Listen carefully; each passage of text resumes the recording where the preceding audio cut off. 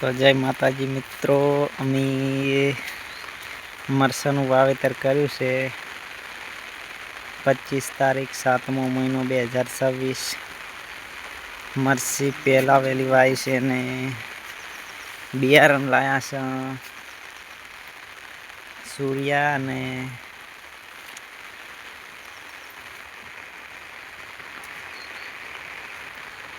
જો મિત્રો મરચાં ચાલુ વરસાદમાં સોંપી દીધા છે, તો કોમેન્ટ કરજો અને દવા કેટલા દાડે નખાય અને કઈ દવા લવાય. તો મિત્રો અડધો વીઘો કરે છે,